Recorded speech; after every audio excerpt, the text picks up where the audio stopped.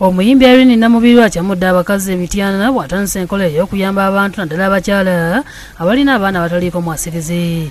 Bw'abadde atuuka emityana aliko n'ebintu eby'enjawulo by'atwalidde abamu ku bazadde n'abaana era ng'amaze obudde obuwerako n'asiiba nabo ng'akola emirimu. Namubiri atandikidde ku byalo okuli Namukozi ne Nambaale ebiri mu kibuga Mityana ng'eno waliwo ebibiina ebigatta abakyala ebimwaniriza.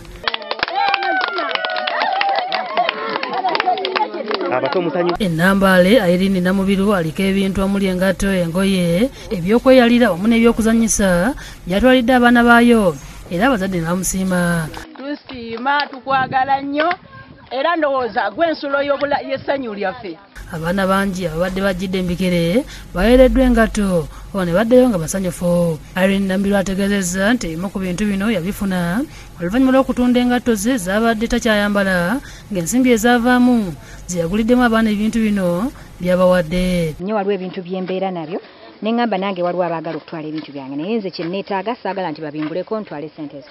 Njagala babinguleko oba bawaanyiseemu bandeetere engatto z'abaana. Bantu bangi nnyo bambi baavaayo ne bakikola ne bandeetera engatto z'abaana abamu ne bawaanyisa n'ezange nkyasigaza nnyingi era nja kuddamu nkikole nezireetera abaana bano. Olunaku lwonna Irene Namubiri alumaze n'abantu be nga ye yennyini agenze ne mu kiyungu n'afumba emmere era nga bakira omuliro ogumwokya. Abazadde bangi basanyukidde tulino ne bamwewuunya olw'ekikolwa kino ekyekisa. Wakyaliyo abantu abalina ekisa era nze ntunuulira omwana ono nnyabo nkuyita mwana onsaasire kubanga emyaka si mingi nnyo naye okubeera n'omutima gwate ogw'ekikulu ennyo. Bw'amaze okubawo ebyokuzannyisa n'okwambala n'agenda mu nnimiro era ng'asuubiza okusigala ng'ayamba abakyala bano okwenyigira mu by'obulimi.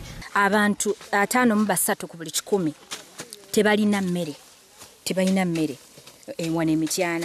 Kyekimu era lwaki tusigala mu by'obulimi. Nayo Irene Namubiri abikoledde mu kitongole kye eky'obwannakyewa ekya Gather for Children. Tubadde nga tuyamba abantu newankubadde nga tekibadde kinene bwe kiti tugenda tutandika butandisa okugejja. Luka Kajiri yakusakidde eggulu eno ku Lwabukedde TV.